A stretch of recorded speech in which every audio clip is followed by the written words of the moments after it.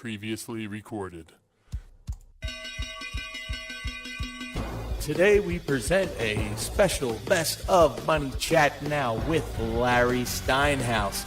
So sit back, relax, enjoy the show because it's time for the Best of Money Chat Now with your host, Larry Steinhaus.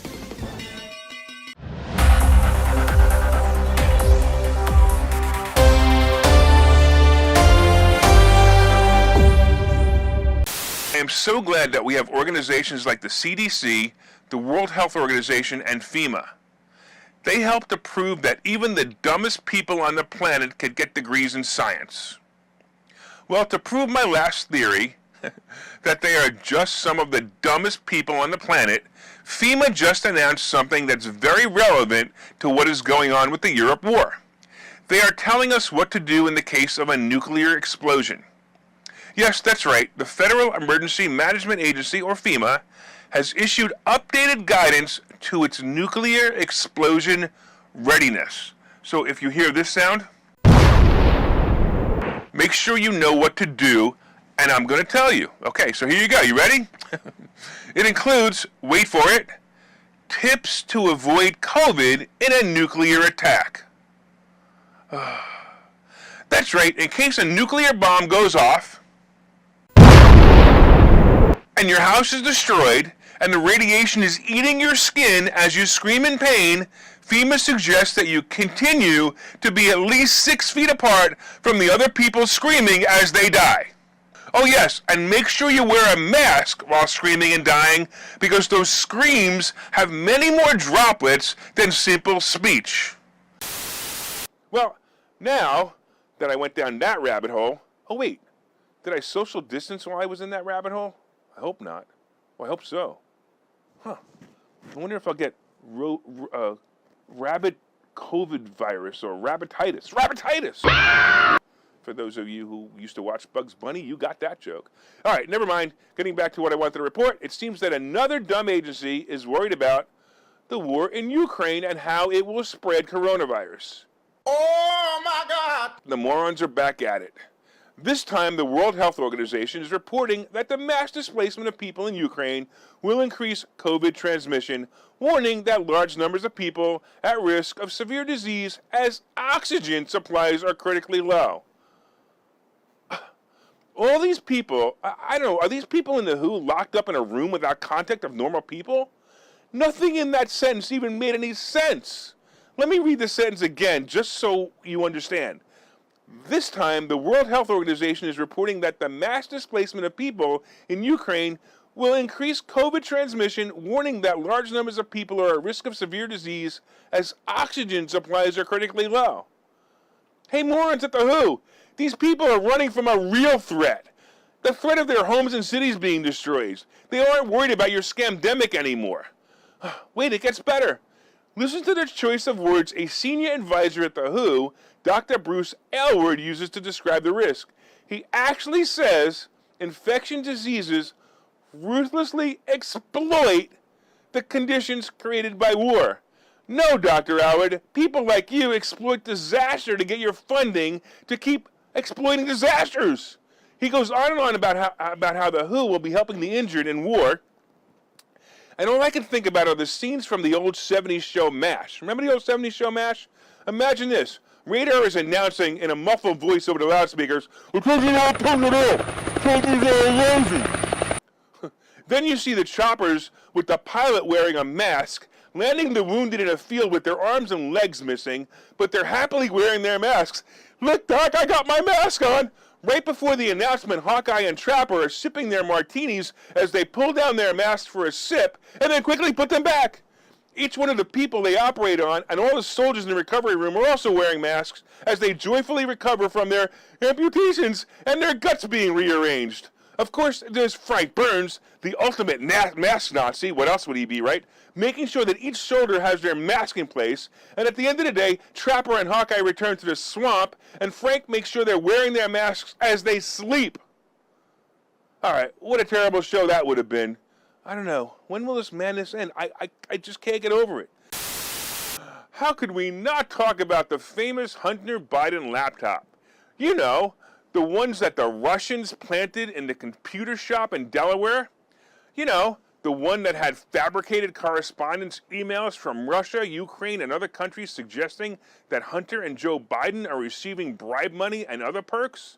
Well, the New York Times says they've confirmed the laptop is real, and the contents of the laptop are also real. Oh, come on now. As we all know, this can't possibly be true, because if it was, it would mean that the Biden family is a security risk, and the Bidens have committed treason and a cover-up. If it was true, Joe and Hunter Biden would be in jail right now, so it can't be true. There was so much evidence that the laptop was indeed Hunter Biden's, and the evidence proved that it was indeed him who dropped it off at the repair shop in Delaware. They even have a signed receipt by Hunter Biden from when he dropped it off. I'm telling you, those Russians are brilliant. By the way, for some of you who don't know this story, Hunter Biden dropped off his laptop in a repair shop in Delaware. When he refused to pick it up or pay for it, it became the property of the owner of the shop. So when you drop something off and you don't pick it up, after a certain amount of time, your claim check says it becomes the property of the owner of the shop, who then released the data on the laptop to the news, and also, of course, Rudy Giuliani. And all the news outlets dismissed it as fake. Apparently, Trump had coordinated with Russia to plant this in a Delaware shop so that it could be used against Biden in the election. These are some of the things that, I gotta tell you, these are some of the things that they found on the alleged laptop. They can't see me roll my eyes on the radio, but of course I did, right? This is what was on the laptop. 103,000 text messages, 154,000 emails, more than 2,000 photos, and dozens of videos that belong to the president's son. This is a summary overview of what was found. And don't forget, Russia planted this because it can't be real, right? Number one, it was how he begged his father to run for president in 2019 to salvage Hunter's own reputation. How he repeatedly dodged police action against him despite continually dealing with drug pushers and prostitutes and having multiple run-ins with law enforcement. It also says that Hunter was guarded by Secret Service agents while on a 2018 drug and prostitute binge in Hollywood, despite not being entitled to any protection at the time and amid denials from federal agencies. It also has proof that Joe Biden was afraid that his text conversations with Hunter were being hacked, even as they discussed his White House bid, and Hunter's laptop is also brimming with evidence of apparent criminal activity by Hunter and his associates, including drug trafficking and prostitution. This is definitely not a problem for this. This is definitely not a problem for the son of a former vice president or current president, because of course it's all fake. It's all Russian, right? Nothing to see here. Move along. By the way, I'm seriously wondering why the New York Times is now reporting this. Are they being paid by the Russians? Is Trump getting ready to buy the New York Times? Or maybe just maybe, it's because it's all true. And someone decided to be a journalist instead of a paid propaganda machine for the Democrat Party. Well, if this laptop and all the evidence that's on it does not put Hunter Biden in jail and give reason for the President Poopy Pants to be impeached, we might have a bunch of criminals running Washington. Oh wait, I forgot. That's how Biden got appointed in the first place. But it looks like voter fraud evidence story is the only conspiracy theory left to prove now. But come on, how could that be possible for millions of voters? How could it be possible for millions of voters to have not voted for this brilliant president? I'm looking forward to see if anything happens to Biden or Hunter or the rest of the Bidens, whatever. They all belong in jail. And when it happens, the only problem is we're going to have Kamala Harris and Nancy Pelosi as president and vice president. Hey, did you guys ever watch House of Cards? The current real-life version is so much better. All right, what happens when you take a group of actors, people who feel they're entitled, and people who love cartoons, and they like to make believe and put them all together? You get Disney Wacko Land. For those of you who don't know, Florida is trying to introduce a bill that keeps children from kindergarten to third grade from learning about sexual orientation at that age. You know, so they could actually be children and play with toys instead of deciding whether they're male, female, them, they, if that, or just plain crazy? So because the extremists in the LGBTQ community want to enlist children at an early age, they are protesting the bill, which has been nicknamed by the nuts, the LGBTQ community, whatever that is, they nicknamed it the Don't Say Gay Bill. Of course, the left moronic media has coined this phrase, and now everyone is running around saying that Governor DeSantis is introducing a bill that won't let people say the word gay. In fact, when I first read the headlines, I was like, what the frig is this? By the way, the bill is actually called, check this out, the Parental Rights in Education Bill. Well, of course, the spoiled brats at Disney corporations, you know, the lucky few in the world who get a cool job for a cool company, are crying foul over the fact that they asked Disney Corporation to publicly denounce the bill. What? Yes, boss at Disney, either you publicly denounce this bill or we will walk out. No, really.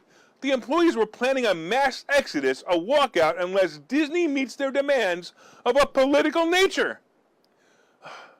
Well, I guess we're going to soon see Mickey Mouse competing in girl mouse sports, and soon soon Minnie Mouse will shave her head and be called Maxie Them or something like that. Can't the cancel culture nuts just leave things alone? Here, I have an idea. Let's make Disneyland in California for the nuts and call it Fruitcake Land, and it'll be politically correct in all aspects, and of course it'll be free. And let's keep Disney World in Florida, the same company Walt Disney created 50 plus years ago. I am so tired of this crap. Let's take a break. I'll see you in a few minutes. Investor schooling. Those guys are everywhere. Investor schooling? Those guys are everywhere. Investor schooling? Those guys are everywhere. Investor Schooling. Those guys are everywhere. Register for a free class at investorschooling.com.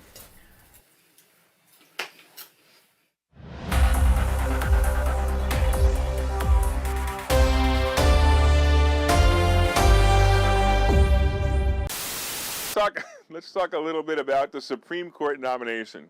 All right. I got to be honest, I kept saying to myself that I was not going to go down the rabbit hole of the Supreme Court nomination hearings. And my initial feelings were, look, it's real simple. When Democrats are in office, Democrats get appointed to the Supreme Court. And when Republicans are in office, Republicans get voted in. You know, that's just kind of how it goes, right? We already know that Biden is a racist by making his election of the nomination based on gender and skin color and not the qualifications. So what else could bring this topic, what else bringing this topic up do anyway? Well, after what I heard yesterday, I had to take the opportunity to discuss my feelings on this. All right, a few weeks ago, when the racist Joe Biden picked the black woman to be the nomination, I had to laugh when I found out her name. Remember, he's looking for a black woman. It has to be a black woman. It can't be anybody else. It has to be a black woman, right? So I found out her name. Her name, as you know, is Ketanji Brown Jackson. All right, I got to say, my first thought was not only did he pick a black woman, but he picked a black woman with the perfect black woman name. No, seriously, her name is Ketanji Brown Jackson. That would seriously be like picking a Jew named Avraham Leibowitz, just because you were picking a Jew. Or how about an Italian to be picked with the name, I don't know, let's see, Aldo Mancini. Anyway, you get the point. All right, before I go on, I have to say that I admire Ketanji Brown Jackson. From what I've seen of her, she appears to be well-educated, well-respected, and clearly likable. I don't like her politics, but clearly likable.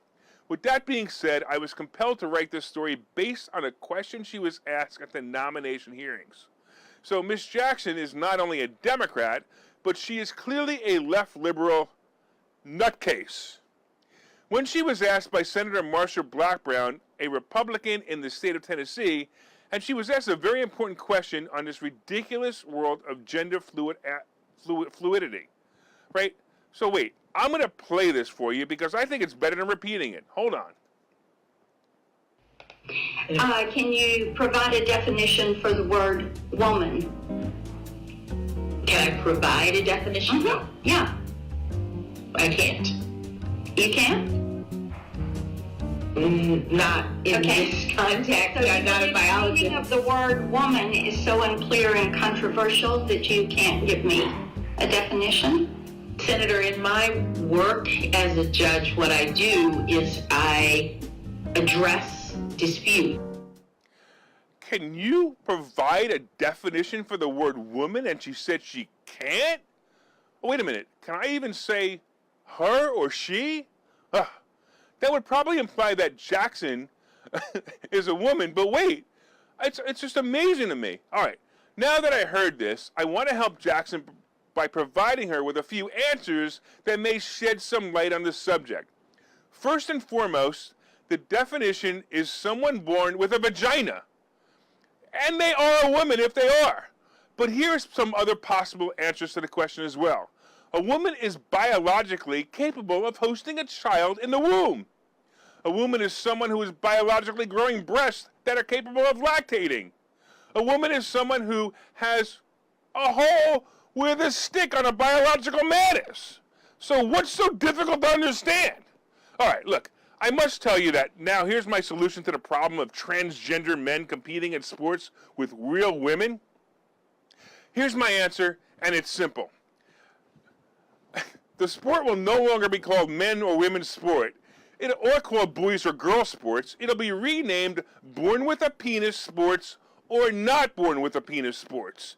This will make it clear, and it will stop robbing women of their titles by mediocre men competing against them. Oh, by the way, in Philly, the sports category will be called Wit or Without. You guys in Philly got that joke. It's unbelievable that they're actually trying to nominate a black woman into the Supreme Court who doesn't know what a woman is. Someone should ask her the definition of the word black next time. I wonder if she'll be able to answer that one. I don't know, maybe Biden made a mistake in his virtue signaling on this one. Apple just wrapped up its first product event of the year. It focused on new affordable iPhone, an update to the iPad Air, and its latest, most powerful Mac chip, which will make its debut in the Mac Studio computer. So here are some of the highlights from the event. So first of all, they're announcing a low-budget iPhone called the iPhone SE. It's smaller, and less expensive. And they're using this phone to bring in new users that have a lower budget. So basically what they're doing is they're saying, hey, if you're still not an iPhone user, you could be able to come into this at $429. You can come into this and maybe we'll make you an iPhone user and then maybe you'll upgrade. Another big announcement was the iPhone 13 will now be available in green. Yes, it will be available in green. Now, there's a green joke in there somewhere, but I'm going to let you decide which joke you want and insert it here. All right, I heard you all laugh at the joke you made. That's great. Apple also introduced the first new Mac model in years with the Mac Studio, which is a displayless desktop computer. And basically, it's cube-shaped. It has ports in the front, an SD card in the front. It's kind of like a Mac Mini, but bigger, right? So this sounds like, basically it's a great machine for professionals. I often wonder, by the way, how much better it can get. But if you're watching this program online, I bet you didn't know that I'm actually not here. That's right, I am a computer graphic of myself. You don't really see me, you actually see a computer graphic of me. It's like the Star Wars series on Disney Plus. I'm really sleeping in bed right now, and this amazing studio you see behind me is really empty. I don't know, did my guys do a good job with the Apple computer that I bought them? Did they make me look pretty good? Here's my hands, right? Here's my face, right? They even made my bald head pretty good too, right? So it truly looks like the madness is going to end soon. Do you remember all the ways the science said you would die of coronavirus? You guys remember when they closed down public parks because they were afraid children would touch the monkey bars and die of coronavirus? This is how fast we forget when our dictatorship government decides to rule our lives and all you sheep decide to follow these ridiculous rules. Well, as the people came out of their COVID comas, they started to see that the danger wasn't there, but they couldn't handle just ripping the Band-Aid off all at once. They basically had to move slowly and end the stupidity. First it was, okay, you can now play in playgrounds. Oh boy, my kid can play in a playground. They won't die of coronavirus now because the science said so. Then it was okay to gather closer than 6 feet apart. And then it was okay if you were vaccinated, you would no longer have to wear a mask. Well, and now guess what? You could even attend school in person, but you need to wear a mask. Unbelievable. All right, now you can actually, do other things, like almost everything. But the final step is apparently the only place left that you can still get the scary Omicron virus, and that is public transportation. First of all, if you ever rode the subway in New York City, the scary Omicron variant is probably the safest thing that could happen to you. And I'm not just talking about getting stabbed, shot, or maimed. I'm talking about how disgusting the subway cars and stations are. Ew. And then there's the total opposite, of course, which is the airplanes. The cleanest air in the world is on an airplane. The filtration systems on a plane are incredible. However, the Nazi-run government, run by our dictatorship leaders like Gestapo Joe and Dr. Frotsky, currently believe that the entire country is safe from coronavirus except on public transportation and airplanes. If you didn't know, Gestapo Joe's unconstitutional and unnecessary mask mandate was supposed to end in January. And then the Nazi decided he wanted to continue to control you by extending it into March. At the beginning of March, I don't know, can I say this? I don't know, bleep me if I can't say this. The son of a bitch dictator decided to extend it again until April 17th. So this will be extended again. And will it be extended again? I don't know. But that's the question on every person's mind, at least anyone with half a brain. Well, a few interesting things have happened over the past few months. First of all, a letter written to the dictator and signed by every airline CEO begged brain-dead Biden to drop the mandates. They continue to complain to Gestapo Joe and the CDC that their employees should not have to bear the responsibility of the numerous air travelers who are fed up with the ridiculous mandate as well. You have probably seen the videos of the fights the flight attendees are having with flyers. Well, you know the drill, right? And we all know it's time to end the useless mandate. Here is another really interesting thing. 21 states have sued Biden and the CDC and the World Health Organization to have mask mandates banned permanently. According to the New York Post, who printed the article and parts of the lawsuit simply states that faced with a government that displays outright disdain for the limits on its power, especially when it comes to COVID-19 pandemic, plaintiffs seek vacatur of the mask mandate and a permanent injunction against its enforcement. Wow. I will tell you that inside the article, there was a click to the lawsuit, and I read it, and it is eye-opening. I got to tell you, if you get a chance, look it up, do a search on it, look for the lawsuit, the actual lawsuit, and look it up and read it. It is amazing, right? And just like Google it, right? And you'll find it amazing. Right? Listen. Just so you guys know, we the people are fed up with the dictators is basically the gist of it. Okay, it's a pretty long segment, and most of you know that I'm passionate about the fact that our rights were stripped from us. I became a freedom fighter on this issue, and I even pulled down the police barriers around playgrounds to free the playgrounds and let the children play again. Look, I'm going to tell you the mask mandate's going to end shortly, but don't ever forget what they did to us. Let's talk about gas prices. Oh my, gas prices are so high. I need to get a pony to go to work. I see memes like this one and the one we have on display right now. I see them all over the internet. And yes, they're high, and yes, it stinks. But the funny part is there are two types of people out there. The people who blame Biden and the people who blame Russia. Sorry, Russia theorists, you're wrong. You need to remember that not so long ago, 5 weeks ago to be exact, that there was no Russian-Ukraine war, and the gas prices were already jumping higher. Have you seen the stickers with Dumbo's face on it that said, "Hey, I did that," as his finger points to total gas prices at the pump? They've been around for 6 months or more. So how can this administration, how could the administration and how could Democrats really blame the price of oil in Russia when Russia only supplies 7.9% of our oil anyway? And by the way, before they stopped buying Russia, or announced that they were going to stop buying oil from Russia, the prices had already peaked. Did you know that this country has enough oil, our current country has enough oil to be self-sufficient to a point where we can find enough oil for ourselves and enough oil to supply other countries? Do the Democrats think that dinosaurs only roamed in other countries? We have all we need right here, so what's holding up the drilling? Well, let me tell you what it is. Government regulations, green people, and greed. Yeah, now I know why they used to say that Martians were green. If the government would allow us to dig for oil like other countries do, we would be the richest country on the planet instead of Russia and Iran. Trump knew this and had it all under control. You know, come to think of it, he had the whole country under control. It was great until the Democrats appointed a president. Anyway, I can't discuss how they did that because YouTube will shut me down again. But you know what really happened in the past election. If you want to call it that. Getting back to gas prices. It seems we may have hit a top in gas prices and the price per barrel is slowly dropping. The barrel price, by the way, is down below 105, far from its peak of 124 a week ago.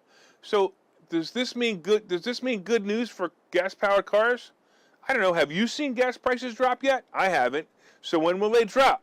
Well, if you were listening on Friday, I explained to a caller that in about 2 weeks, gas prices will drop below $4, and Biden will take credit for it. Yep, the guy who caused the prices to go from about $2 will take credit for lowering the price of gas to be below $4, and the Democrats will cheer him on.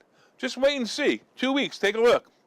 Hey, I want to thank all you listeners on WWDB Radio, 860 AM in Philadelphia. I want to thank you for your continued support. And, of course, if you're enjoying the show, please reach out and let us know. You can leave comments on Facebook and let us know. My name is Larry Steinhaus. I'm the host of Money Chat Now, and I'm also the CEO of Investor Schooling. And for you guys who haven't pre-ordered my book, go to barnesandnoble.com, look up Money Hacks by Larry Steinhaus, and I promise you, you will like this book. You can pre-order it right now. It's available for pre-order, and you will definitely enjoy it. Of course, from time to time, I own some of the assets and options discussed in this show, and the opinions discussed in this show are solely mine, and no one has asked me to discuss them. I look forward to seeing you guys tomorrow. Have a profitable day.